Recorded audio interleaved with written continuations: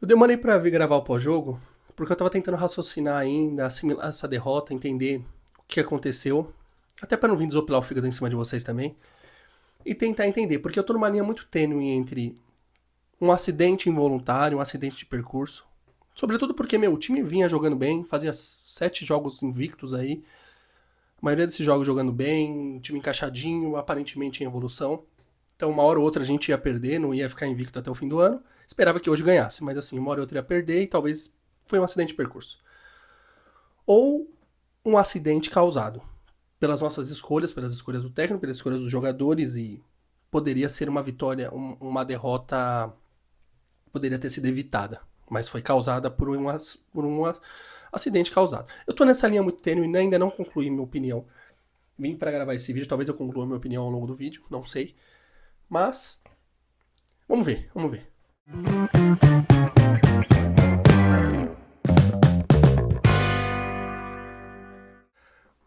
Antes de mais nada, deixa seu like, se inscreve no canal, dá essa moral aí. Deixa seu comentário se você concorda ou discorda, vamos debater aí sobre o assunto. Muito importante sua participação. Cara, deixa seu like, velho. Deixa seu like e se inscreve. Dá uma moral pra vídeo alternativa. Vamos lá. Eu fiz algumas anotações, eu quero compartilhar com vocês e eu quero também debater isso aí e entender melhor. Talvez ao longo do vídeo eu conclua a minha opinião, mas entender melhor se essa derrota, eu acho que não é terra arrasada. Vou deixar claro aqui, antes de mais nada, vou deixar claro. Pra mim não é terra arrasada. Não é terra arrasada.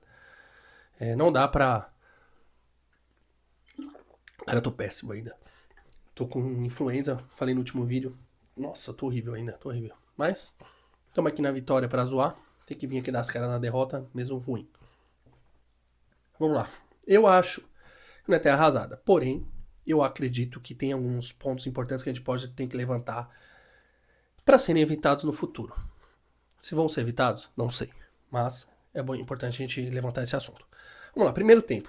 Primeiro tempo, eu achei um primeiro tempo razoável. Eu vi muita gente falando que foi ruim. Eu não achei tão ruim assim, gente. Não achei tão ruim. Achei que a gente tá jogando contra o Bahia. O Bahia é um time competitivo. É um time de Libertadores. É um time líder do grupo deles da Libertadores. É um time que, cara, vai dar trabalho.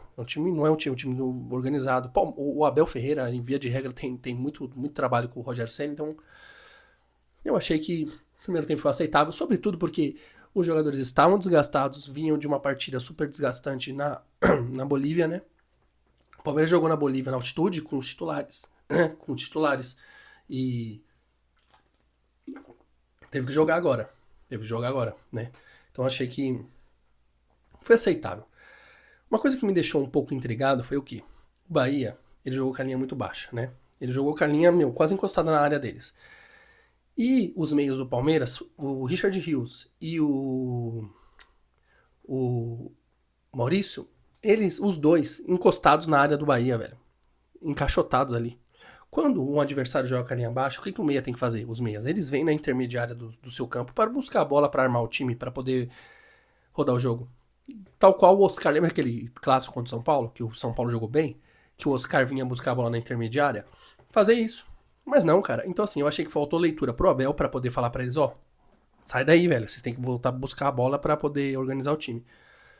E deles também, o jogador tem que entender o jogo, o contexto do jogo, pra você saber se posicionar. Mesmo assim, o Palmeiras teve chance. Uma com o Maurício, perdeu debaixo do gol. Uma com o Flaco, poderia ter feito gols. Então, assim, não achei que foi um primeiro tempo desastroso, sobretudo porque o time estava encaixado. Estava no mesmo esquema que vinha jogando nos outros jogos. O mesmo esquema. A diferença é que o Maurício estava no lugar do Estevão. Mas, assim, vai ter diferença. O Estevão é muito mais talentoso que o Maurício, gente. O Estevão, ele chama 2-3 pra cima dele na marcação. Sempre sobra um, sempre o Felipe Anderson sobra. Ou sobra algum jogador, o Richard Rios, porque 2, 3 sempre dobra a marcação no Estevão. No Maurício não fazem isso. No Maurício o time consegue encaixar a marcação. Então, óbvio que seria diferente, mas jogou bem porque estava encaixado. É um time que estava em evolução nesse esquema. Agora, o segundo tempo, vou até tomar uma água pra falar do segundo tempo.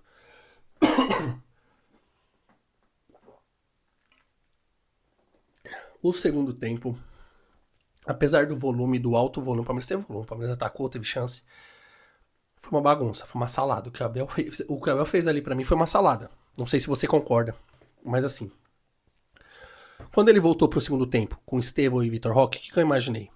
Eu vou até colocar aqui na tela. Eu imaginei que ele voltaria. Ele tirou o Facundo e o Felipe Anderson. Eu achei que ele voltaria no 4-4-2. Richard Rios e Aníbal de volante, Maurício e Estevão de meia, Flaco e Vitor Roque de atacante, de centroavante ali na frente. Eu falei, vai ser isso. Ótimo, perfeito, escalaçãozinha perfeitinha, quadradinha no segundo tempo, depois ao longo do segundo tempo ele só tira o Flaco, coloca o Paulinho, mantém o padrão, top de linha. Não, o que ele fez? Ele fez um 4-1-4-1. 4-1-4-1, ele recuou mais, ele deixou o Aníbal sozinho de volante, adiantou um pouquinho o Richard Rios e jogou no 4-1-4-1 com o Vitor Roque encostado na ponta esquerda, velho. Como ponta esquerda.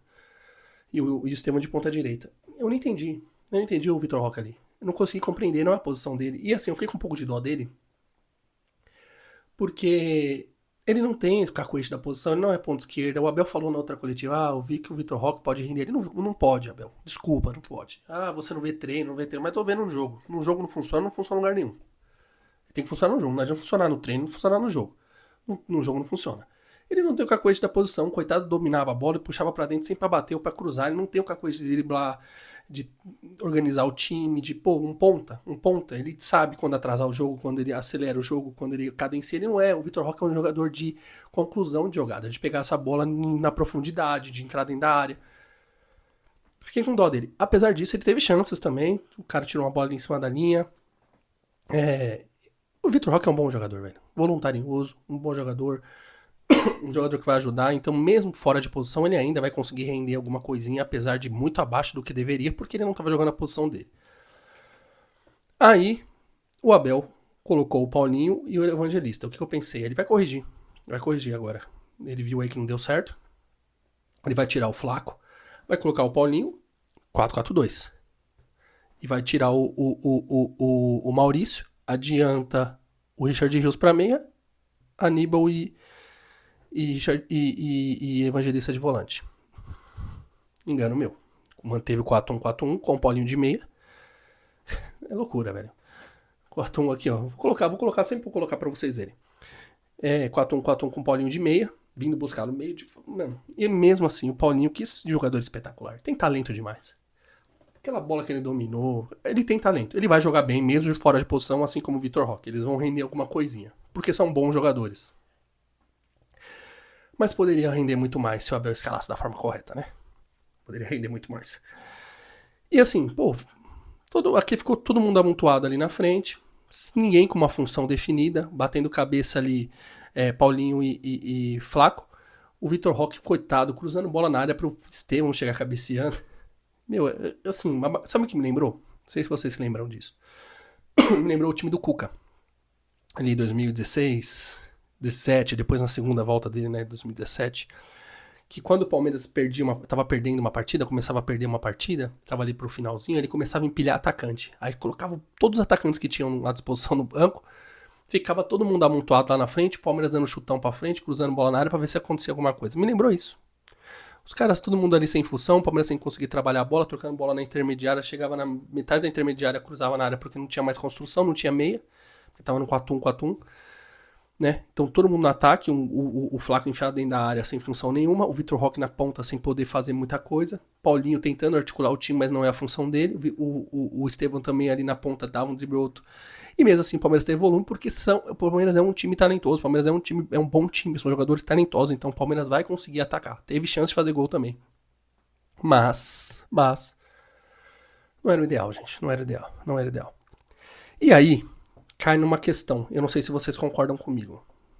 Eu acho, e talvez seja ingenuidade minha, pode ser que seja, não, eu tenho quase certeza que é ingenuidade minha, mas pode ser que o Abel faça isso por gestão de elenco, por gestão de energia. Não entra na minha cabeça que o Abel realmente acredite que esse 4-1-4-1 faça algum sentido taticamente. Não entra na minha cabeça. Eu acho que assim, o que o Abel faz? O Abel, ele é um cara de grupo, então ele prefere ali que todo mundo esteja na mão dele, que todo mundo confie nele. Pra que isso aconteça, ele tem que botar todo mundo pra jogar.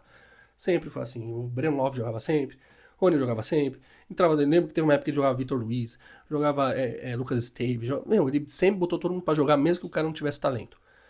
Porque ele precisa ter um elenco na mão, ele precisa rodar todo mundo. E aí ele pensou, esses caras precisam entrar, precisam jogar. O que eu vou fazer?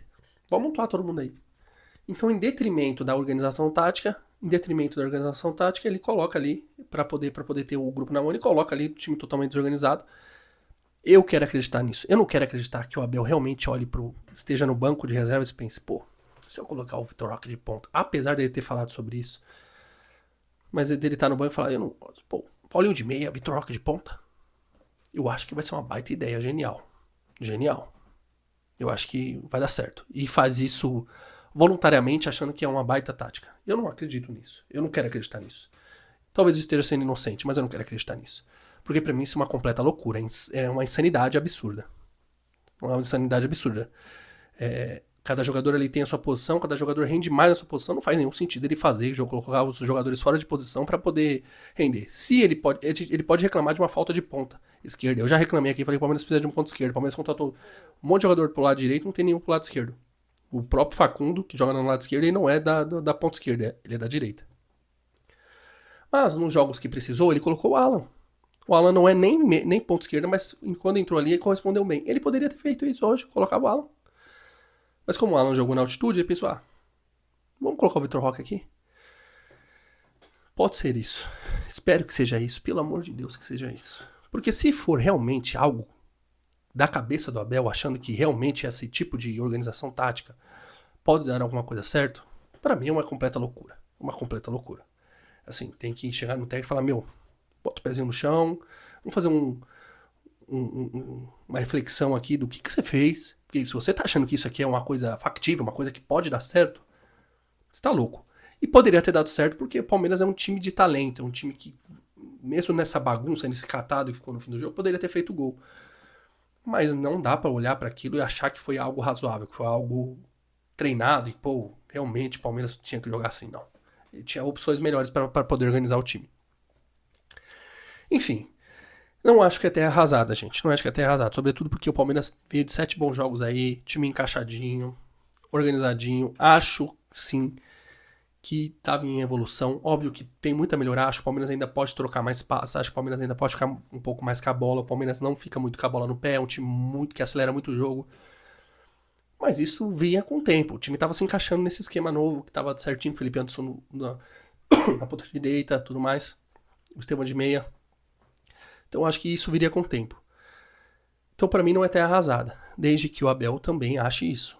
Olhe para isso e fale, cara, eu não tinha que fazer hoje, quis colocar toda a galera ali para jogar, preciso gerir o elenco, preciso gerir... Eu não vi, gente, a coletiva não ser as justificativas do Abel. Não ser as justificativas do Abel.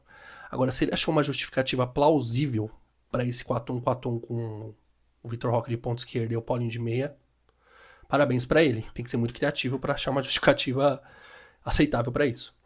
Sobretudo porque ele tinha opções, tinha como fazer algo diferente e melhor, né? Então, assim, eu quero acreditar que ele olha e fala, cara, tive que fazer, torci para dar certo, não deu, mas vamos voltar à estaca que tava antes. Jogo contra o Ceará, Estevão de meia, Felipe Anderson de ponta, Vitor Roque no ataque, vai dar certo, vai rolar, Paulinho vai entrar com tempo, Paulinho é talentoso. Paulinho não pode ser reserva desse time, gente. O melhor atacante que tem desse time. Absurdo, qualidade absurda, absurda. Esse cara é absurdo. Esse cara que está na posição dele vai ser um dos melhores atacantes do Brasil no Palmeiras. Na posição dele, se o Abel enfiar ele de meia lá, o fato dele tacar 10 nas costas significa que ele é meia, né? Também enfiar ele de meia lá, ou de pontinha, que ele não é ponta, esquece, vai queimar ele como vai queimar o Vitor Roque se fizer isso, deixar ele na ponta. Então assim, não é terra arrasada. Outro ponto que eu acho preocupante. O Allianz. O Palmeiras não ganha em casa. A gente saiu de casa, fez 7 vitórias seguidas, velho. 7 vitórias seguidas. Voltou pro Allianz, foi esse jogo aí. Então assim, a gente precisa fazer uma reflexão. A gente não ganha por causa do Allianz. E realmente o Allianz hoje, gente, é um ambiente gélido, é um ambiente frio, é um ambiente mórbido. Pra quem vai, eu vou algumas vezes, pra quem vai sabe disso. É um ambiente pouco intimidador. Quem vai lá jogar lá não se sente nem um pouco intimidado, nenhum adversário se sente intimidado no Allianz, se sente super confortável, super em casa. E os jogadores do Palmeiras também não há nada de que, empurra, que dê ânimo pro jogador. É uma torcida bem fria. Quem fica cantando ali, só o Gol Norte, que nem tava hoje. Tava fechado. Então, assim, é um estádio que não faz nenhuma diferença pro Palmeiras hoje. Pode ser o Allianz? Pode. Por quê? O Palmeiras jogou 7 vezes fora do Allianz e jogou bem. Foi pra Barueri e amassou o Corinthians. Pode ser o Allianz. Ponto. Ou pode ser o estilo de jogo. O Palmeiras fez ótimas partidas fora de casa porque não foi obrigado a propor o jogo, né? Jogou com poucos toques de bola, acelerando o jogo, dando a bola para o adversário, jogando no contra-ataque e jogou bem. Contra o Bahia foi assim, contra o Fortaleza foi assim. Contra o Inter, só você ver a troca de passe e o posse de bola. Os adversários tiveram mais. Contra o Inter foi assim. Contra o Bolívar foi assim. Então, assim, o Palmeiras contra o Cerro, de alguma forma também foi um jogo mais de trocação. Então, assim, eu acho que pode ser isso também. Que o Palmeiras ainda não sabe propor o jogo, não sabe construir de forma efetiva, com a bola no pé. Ser o dono do jogo, sabe? Fala assim, eu sou o dono do jogo. Hoje o jogo é na minha casa, eu sou o dono do jogo, a bola vai ficar no meu pé e eu vou construir o jogo. Pode ser isso. E aí é um problema. Eu prefiro que seja o Allianz. Eu prefiro que o problema seja o Allianz, porque a gente vai jogar em outro estádio e joga bem. Então não manda mais jogo no Allianz, só bota show lá, a gente joga em Barueri, joga no Pacaembu, joga na Lua e joga bem. Se for o problema for o Allianz. Agora, se o problema for o time não sabe construir, eu não sei se o Abel vai conseguir resolver isso. Eu não sei se o Abel vai conseguir resolver isso, porque os melhores jogos do Palmeiras foram jogos em que a gente não foi propositivo, em que a gente foi reativo. E foi ótimo. Fora de casa, talvez seja bom assim. Mas a gente não vai jogar só fora de casa, né? Enfim, gente, assim, o Bahia é um ótimo time, não dá pra descartar isso. É um time importante, é um time de Libertadores, é um time que vai dar trabalho pra todo mundo, então a gente não perdeu pra qualquer time, mas dá pra ter ganhado, Bom, assim, eu não vou aqui jogar pedra em ninguém, nem no Abel, nem nos jogadores, não vou fazer isso. Eu acho que essa parcela tem que ser dividida entre Abel e jogadores, por quê? É muito fácil também só falar que o Abel bagunçou o time no segundo tempo e montou o atacante lá pra ver se dava certo. Enquanto o time tava organizado, tava com o modelo tático organizado, o Palmeiras teve chance de fazer gol e o Maurício perdeu um gol, o Flaco perdeu um gol. Então, assim, se eles tivessem guardado as oportunidades que teve, talvez o papo aqui estaria sendo outro, né? Então, essa culpa aí tem que ser dividida. Vamos ver. Meio de semana, a gente tem o Ceará, uma pedreira. O Ceará é um bom time, o Ceará é um time competitivo. Sobretudo, porém, todavia, entretanto, o Palmeiras é melhor. O Palmeiras é melhor, é bem melhor, eu diria. Então, o Palmeiras tem que ganhar. Lá e aqui, tem que ganhar. O time de primeira divisão, tudo mais, mas é um time que se propõe a ser campeão de competições, sobretudo agora a Copa do Brasil, que a gente tá indo muito mal, já faz uns 3 anos que a gente cai muito cedo na competição, ano passado nas oitavas, ano retrasado nas quartas, antes do ano retrasado, né? Também nas quartas, então assim, o Palmeiras tá indo muito mal na Copa do Brasil, tá na hora do Palmeiras chegar numa final, pelo menos semifinal da Copa do Brasil. E tem que começar nessa quarta agora. Tem que ganhar do Ceará, tem que ganhar, tem conversa. Torcer pra que o Abel olhe e fale, agora é jogo sério, jogo a Vera. Vamos com a escalaçãozinha tradicional, que tava dando certo, que tava evoluindo, sem pardaldice, sem invenção, sem nenhuma genialidade acima da média, né? 4-1-4-1, Vitor Roque de ponta, Paulinho de meia, loucura. E aí joga certinho, e aí a gente dá uma tranquilizada maior. Vamos pras notas, né? Vamos pras notas e pra encerrar o vídeo grande aqui, já quase 20 minutos, absurdo. Eu mal aqui falando que tô mal e tô... O Everton, cara, vou dar uma nota 7 pra ele. Ele salvou o Palmeiras no primeiro tempo. Fez uma boa defesa ali. Gomes, vou dar uma nota 6. Eu achei que... Nossa, nota 7. O Gomes foi bem. O Benedetti, eu ia dar uma nota 7 pra ele. Mas eu achei que ele e o Giai comeram bola num gol ali. Então vou dar uma nota 6. Piquerez, nota 6. Giai, nota 6, 7. Já tá muito bem, velho. É até injusto esse gol ter sido em cima dele, porque ele não merecia. Já tá jogando muita bola. Tá jogando um lateral muito forte, muito explosivo. Era o tipo de lateral que eu gosto. Você vê que ele não perde uma na corrida. Que ele sempre volta pra marcar. Que ele sempre ganha, que ele sempre toma frente. Coisas que a gente não tinha com o Marcos Rocha, com o Mike. Era diferente. São jogadores de perfil diferente também. São mais habilidosos que o Giai. Mas a gente precisa de lateral assim. Xande Rios, 6. Aníbal Moreno, 6 também. Felipe Anderson jogou pouco, jogou no primeiro tempo só, uma nota 6. 5, né? Maurício também, pouco. Nota 5. Facundo Torres também, nota 5, não fez nada demais. O Flaco Lopes, achei que ele foi muito mal hoje. Uma nota 4. Achei que ele foi muito mal, perdeu gols, perdeu chances. Tudo que ele fez no meio de semana caiu hoje. Vitor Roque, coitado. Eu não vou dar nota pro Vitor Roque, gente. Eu vou poupar. Sabe por quê? pelo que ele atuou, eu daria nota 1. Pelo que ele fez em campo. Eu falei que ele jogou bem, que ele teve ali boas ações e tal. Mas nenhuma efetiva. Tudo na força de vontade, porque ele não é um ponta. Ele não é um ponta. Eu não vou dar vamos dar uma nota 5 pra ele. Coitado. Aí cabe ao jogador também, né, gente? Cabe ao Vitor Roque chegar no Abel e falar, Abel, sentado lá do Abel e falar, Abel, não dá, cara. O Palmeiras me contratou como o centroavante mais caro da história do Campeonato Brasileiro. Mais caro da história do futebol brasileiro. Não faz nenhum sentido você me colocar de ponta. Você não tem ponta? Pede pra diretoria contratar um. Agora você não vai me queimar aqui na ponta. Paulinho, nota 7. Que jogador espetacular. Assim, ele, eu tenho certeza que se o Abel não fizer besteira, não escalar fora de posição, não ficar inventando, esse cara vai ser uma... Vai agradar muito a torcida. Ele é muito habilidoso, muito bom, muito inteligente também. Evangelista, nota 4, 5, não fez nada. Martinez, também, nota 5. E o Estevão jogou bem. Eu achei que ele entrou bem, entrou na posição dele, né? Hoje ele geralmente joga de meia, mas entrou bem, criou algumas jogadas, uma nota 7 pra ele. E a Abel vou dar uma nota 4, que tá ali junto com a média da galera, entrou com um time potencialmente organizado e conseguiu fazer uma salada no segundo tempo. Mas é isso, galera. Assim, falei bastante, 21 minutos, tá bom, a gente bateu um bom papo. Eu concluo que não foi um acidente de percurso. Vou terminar com o vídeo assim, acidente de percurso. Não acho que é terra arrasada, não vou tratar como terra arrasada. Acho que é preocupante o Palmeiras ter perdido com algumas escolhas estranhas do Abel. Com algumas escolhas meio mirabolantes. Porém, o Palmeiras teve chance de ganhar. Criou para ganhar. Teve boas oportunidades no segundo tempo, mesmo com a bagunça tática. E aí os jogadores perderam os gols. Então, se tivessem feito os gols no segundo tempo, a gente estaria falando aqui, o Palmeiras montou o atacante, Abel deu uma forma de o Palmeiras criar volume e fazer o gol. Poderia estar falando outro papo aqui. Então, assim, é resultadismo, né? É isso, cara. Não tem muito o que fazer e aguardar o próximo jogo e vamos ver. É isso que eu tenho pra falar. Vamos ver. Próximo jogo. Se o Abel voltar com um time encaixadinho, como estava anteriormente, beleza. O jogo de domingo realmente foi pra gerir o elenco, pra dar oportunidade pra galera e não deu certo.